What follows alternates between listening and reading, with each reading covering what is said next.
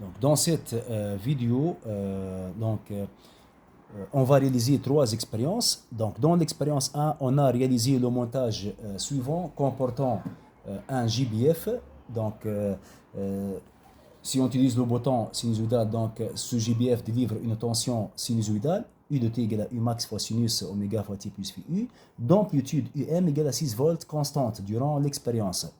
Donc, voilà, l'amplitude UM égale à 6 volts, donc ne varie pas durant l'expérience, elle reste constante. Et de fréquence N réglable. Donc, pour faire varier la fréquence, on agit sur ce bouton, le bouton de la fréquence du JBF. Voilà, donc de fréquence N réglable. Ce JBF alimente un circuit RLC série. Donc, le résistor de résistance R égale à 82 ohms. R0 égale à 82 ohms, une bobine d'inductance L égale à 0,7 Henry et de résistance interne-imputaire égale à 12,5 ohms et un condensateur de capacité C égale à 5 microfarad. Donc, on veut, dans cette expérience, visualiser simultanément sur la voie Y1 la tension U de T délivrée par le JBF et sur la voie Y2 la tension UR0 de T, donc aux bornes de restore comme l'indique la figure. Voilà. Donc, on doit relier la masse de l'oscilloscope au point commun entre le restore et le JBF, la voie Y2 et la voie Y1 pour visualiser la tension U de T. C'est la tension aux bornes du circuit RLC.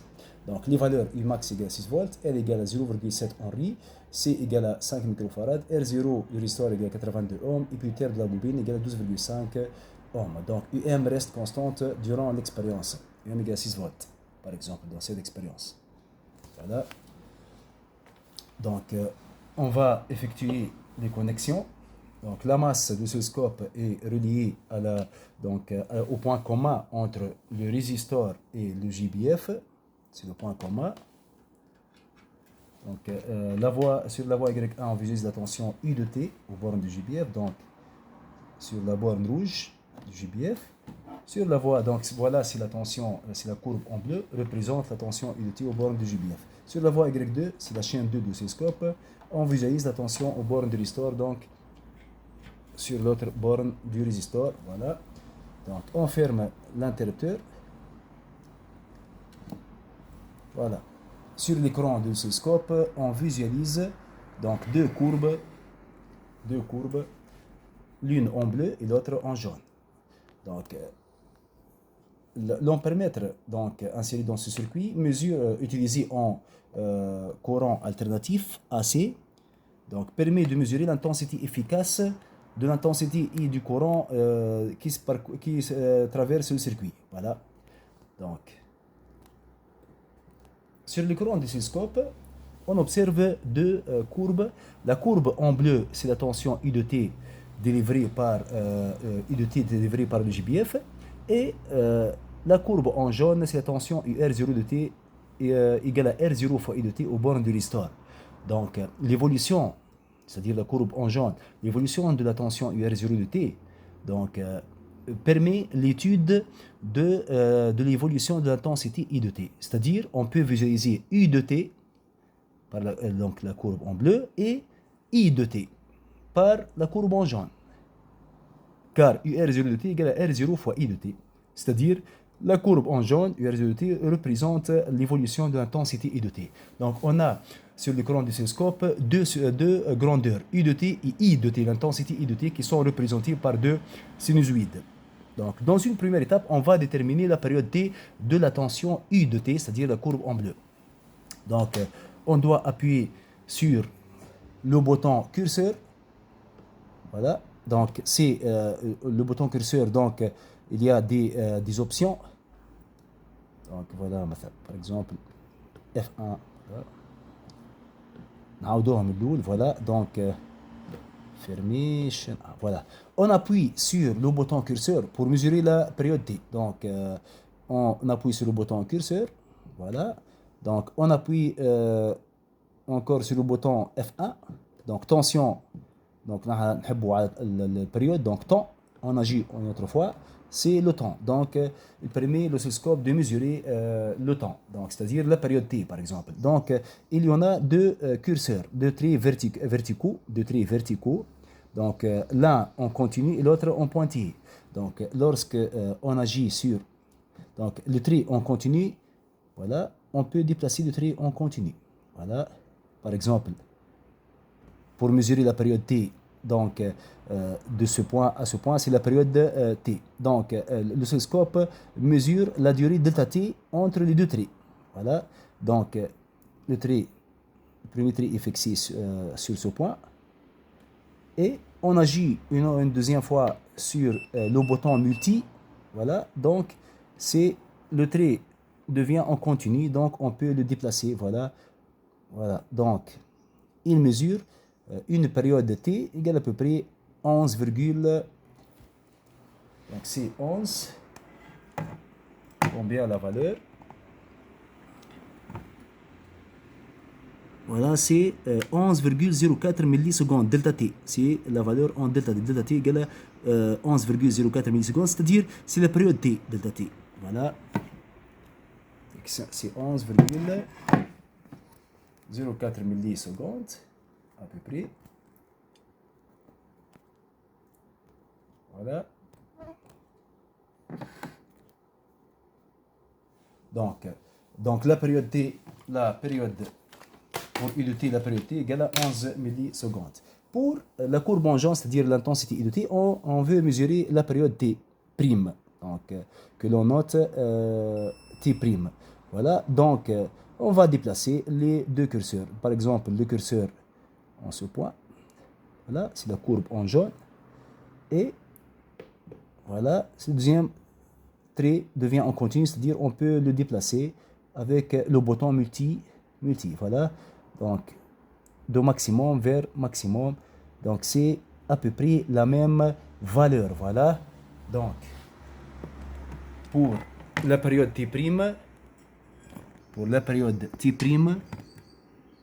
voilà, delta t égale à 11,04 millisecondes, c'est-à-dire c'est la période t pour la courbe en genre, c'est-à-dire l'intensité I de t. Voilà, donc on remarque que la période t' égale à la période t. Donc, la période t' de l'intensité I de t égale la période t de la tension I de t. Voilà.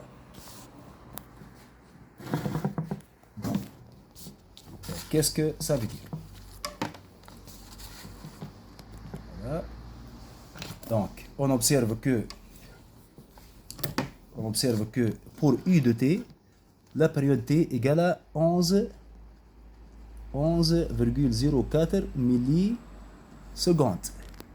Pour I de t, la courbe en jaune représente l'évolution de l'intensité I de t, la période t' égale à 11,04 millisecondes. Donc, on remarque que t' égale à t. Donc, or, la fréquence n égale à l'inverse de la période, équivaut à la fréquence n' avec laquelle oscille le circuit RLC égale à donc la fréquence n du JBF. Voilà, du JBF. Donc, on dit que le circuit RLC oscille à la fréquence du JBF. Donc, c'est-à-dire la fréquence des oscillations du circuit RLC est imposée, la fréquence des oscillations du circuit RLC est imposée par le JBF. Donc, les oscillations sont dites forcées. Donc, le JBF est l'excitateur et le circuit RLC série est le résonateur. Donc, il dit résonateur. Voilà. Donc, dans une deuxième expérience, et pour une fréquence n égale à, par exemple, 80 Hz, on va fixer la valeur de la fréquence à n égale à 80 Hz. Donc, on va réaliser une série de mesures de I, de l'intensité I. Donc, l'intensité I efficace est mesurée donc, à l'aide d'un ampèremètre utilisé en courant alternatif, en AC. Voilà. Donc, on va réaliser une série de mesures de I pour différentes valeurs de la tension efficace U du JBF. Donc, du JBF, et on va calculer le rapport U sur I. Voilà, donc c'est le tableau à remplir. Donc, pour une première mesure, donc U en volts, c'est la tension efficace de la tension excisatrice, égale 3 volts. Et on mesure I à l'aide de l'ampèremètre. Voilà, et on va calculer le rapport U sur I. Voilà, donc on va effectuer une série de mesures.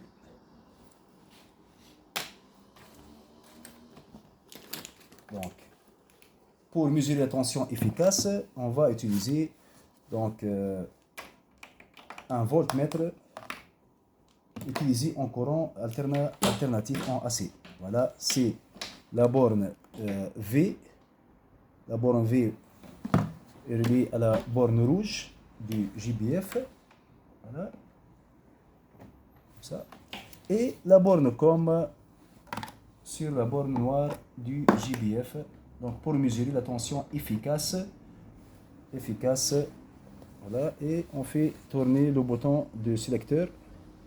Donc sur 20 volts par exemple. Voilà.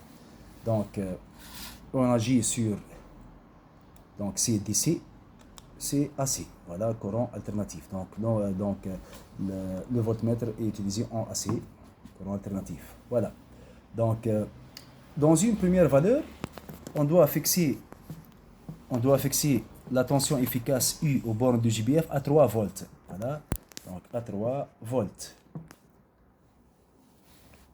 Donc à 3 volts. Et on mesure l'intensité efficace à l'aide de cet ampèremètre. Voilà. Donc voilà. En A, ampèremètre. DC, donc on va changer en AC. Voilà. Donc l'ampèremètre permet de mesurer donc l'intensité efficace, voilà, du courant. Voilà, donc on doit régler la valeur à U égale 3 volts, comme indique le tableau. Donc 3, c'est la première valeur et 3 volts. Donc on agit sur le bouton à droite du JBF. Voilà, c'est l'amplitude. On fait varier l'amplitude. Donc et on observe donc on va suivre le voltmètre à 3 volts. Voilà. 3 volts. Voilà. Donc c'est donc pour une fréquence dans le tableau, donc pour une fréquence n égale à 80 Hz. On a choisi la fréquence n égale à voilà, n égale à 80 Hz. Voilà. D'abord on doit régler la fréquence à n égale à 80 Hz. Voilà. C'est le bouton de la fréquence. 80 Hz. Par exemple. On fixe une fréquence. Voilà. Pour une fréquence donnée. 80 Hz. Voilà. Donc, pour 3 volts, pour U efficace égale à 3 volts, on observe que l'intensité I efficace égale à 0,033. Voilà. Donc,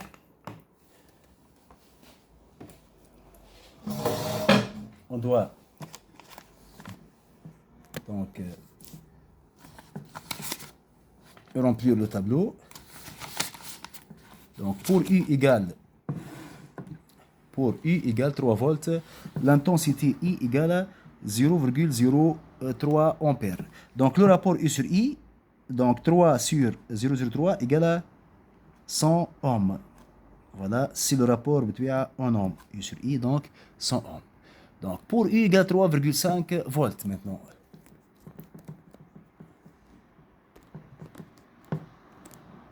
Voilà. Donc,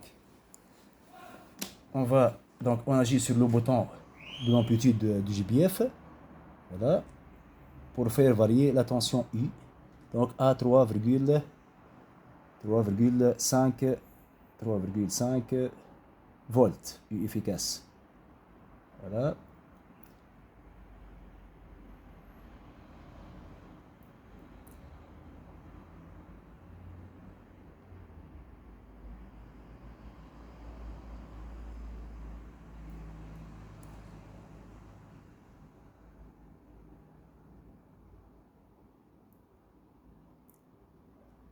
Donc, pour 3,5 volts, donc l'intensité indiquée est I égale à 0,036. Voilà, 0,036.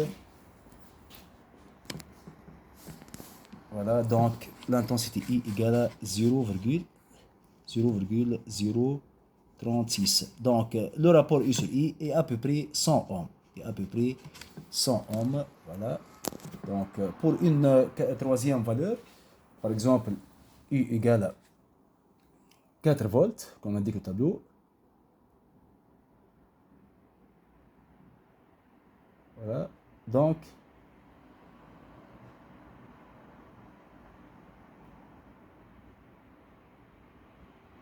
pour U égale à 4 volts efficace, l'intensité est 0,04. Voilà, à peu près. Donc, on est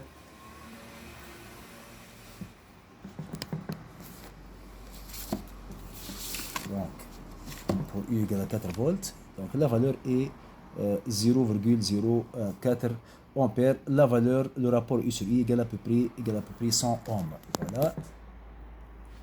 Pour une dernière valeur, dernière mesure, donc pour U égale 4,5 volts, 4,5 volts.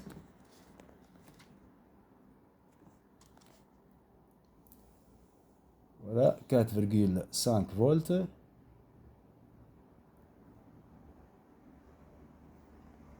Voilà. La valeur indiquée est 0,047. Donc la valeur est 0,047 ampères. Le rapport est à peu près 100 ohms. Donc, si on trace la courbe U égale à F de I, U en volts, la fonction U égale à F de I, U à l'axe des ordonnées, et I en ampères à l'axe des abscisses. Donc, on obtient une portion de droite qui passe par l'origine. Donc, cette courbe est d'équation U égale à donc A fois I. U égale à, donc la pente A fois I. Voilà. Donc, la pente A fois I, donc avec A, c'est quoi A? Avec A, donc avec A égale à pente. Avec A égale à pente, c'est une constante positive. Pente égale à constante positive. Donc, cette constante positive est appelée l'impédance Z, notée Z. Donc, alors, la relation U devient U égale à Z fois I. Voilà, avec Z est appelée l'impédance du circuit. C'est l'impédance du circuit RC, c'est l'impédance totale du circuit. Voilà, ayant la dimension d'une résistance s'exprime en ohm, qui s'exprime en ohm. Voilà, donc voilà, donc Z égale à U sur I. Donc, alors, le rapport, alors Z, l'impédance Z totale du circuit, Z égale U sur I. Si le rapport des valeurs efficaces égale le rapport des amplitudes, égale à U max sur I max. Voilà. Donc, dans une troisième expérience, on fait varier la fréquence N des excitations et on garde l'amplitude donc U max, UM de la tension U de T constante à la valeur UM égale à 6 volts. Par exemple, ici, on va fixer la valeur à 6 volts. Voilà, donc 6 volts, l'amplitude U max égale à 6 volts. Voilà. Donc, on constate, donc si on fait varier la fréquence N, c'est le bouton de la fréquence, qu'est-ce que vous observez? Là, donc,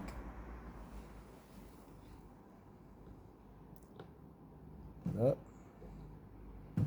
Donc, on fait varier la fréquence N des excitations et on garde l'amplitude U max égale à 6 volts. Voilà, c'est le bouton donc pour agir sur la fréquence, pour faire varier la fréquence. Voilà, donc pour le premier, donc et on garde l'amplitude. Donc, on fait varier la fréquence. Qu'est-ce que vous observez, par exemple, pour la courbe en jaune, donc, qui représente donc, la tension UR0T, c'est-à-dire l'intensité I de T. Voilà. Donc, on fait varier la fréquence. Voilà. Qu'est-ce que vous observez? Donc, on observe que la valeur de UR0 max, l'amplitude UR0 max ou l'amplitude I max de l'intensité I, donc change. Donc voilà, lorsqu'on fait varier la fréquence des excitations, on observe que UR0 max, l'amplitude de la tension UR0T, la courbe en jaune, change. C'est-à-dire I max change aussi. Change. Et le déphasage. Donc, on observe donc, que le déphasage entre les deux grandeurs U de T, la courbe en bleu U de T et I de T, donc change aussi. Change aussi. Voilà. C'est ce qu'on observe. Voilà. Change la fréquence. Voilà. L'amplitude R0 max donc change. Et le déphasage delta phi entre les deux grandeurs U de T et I de T change aussi. Voilà. Donc, il y en a 3 cas. Donc, pour une fréquence, par exemple, pour la fréquence, une fréquence par exemple pour n, la valeur n égale à 80 Hz. Donc c'est-à-dire donc on fait fixer la fréquence du GBF à la valeur de la fréquence propre du circuit RLC N0. Donc c'est-à-dire 80 Hz, on observe que les deux courbes sont en phase. U de t et U de t sont en phase. Donc, pour n égale à n0, c'est-à-dire la fréquence du GBF donc, est donc réglée à la valeur de la fréquence n0, la fréquence propre du circuit RLC. Donc, pour n égale à n0, on observe que U de t et I de t sont en phase. Donc, il n'y a aucun décalage. Donc, sont en phase. Donc, c'est-à-dire delta phi égale à phi U moins phi égale à 0. Voilà. Donc, c'est le cas où n égale à n0. Donc, I de t. Donc, I de t. Donc, c'est le deuxième cas. N égale à n0, c'est-à-dire égale à 80 Hz. Donc, n0 égale à 80 Hz, c'est la fréquence de résonance ici. I de t et U de t sont en phase. Donc, phi U égale à phi I. Donc, le déphasage delta phi égale à phi U moins phi égale à 0. Donc, le circuit, dans ce cas, il dit résistif. Voilà. Donc, maintenant, pour par exemple, n inférieur à n0, c'est-à-dire n inférieur, la fréquence du GBF est réglée à une valeur inférieure à n0, c'est-à-dire inférieure à 80 Hz. Voilà, donc c'est 80 Hz, on fait diminuer la fréquence, par exemple, par rapport à 80. Voilà. Qu'est-ce que vous observez? Donc, on observe que la courbe en jaune, c'est-à-dire l'intensité I de t, est en avance de phase. Pour n inférieur à 0, I de t est en avance de phase par rapport à la tension donc I de t. Donc atteint le maximum avant la courbe en bleu, avant I de t. Donc pour ce cas, pour n inférieur à n0, donc I de t est en avance de phase par rapport à I de t. Phi U inférieur, la phase initiale phi U inférieure à phi I, donc delta phi de déphasage égale à phi U moins phi inférieur à 0. Le circuit dans ce cas est dit capacitif. Voilà, c'est pour n inférieur à n0. Donc I de t est en avance de phase par rapport à I de t. Donc lorsqu'on dit UR0 de t est en avance de phase par rapport à I de t, donc or UR0 égale à R0 fois I de t, c'est-à-dire I de t est en avance de phase par rapport à I de t. Pour troisième cas, pour n supérieur à n0. Donc, par exemple, n supérieur à 80 Hz. Voilà, supérieur à n0. Qu'est-ce que vous observez? Donc, on va augmenter la fréquence pour n. Voilà, c'est pour n égale à 80 Hz égale à n0. N égale à n0, le circuit est résistif. I de t et I de t sont en face. On fait augmenter la fréquence. Voilà, qu'est-ce que vous observez sur l'écran de oscilloscope? On observe que I de t devient en retard de phase. La courbe en jaune devient en retard de phase, c'est-à-dire atteint le maximum après la tension I de t. Donc, on dit que I de t est en retard de phase par rapport à U de t. Donc, c'est le troisième cas. Voilà, pour n supérieur à n0, I de t est en retard de phase. Voilà, I de t est en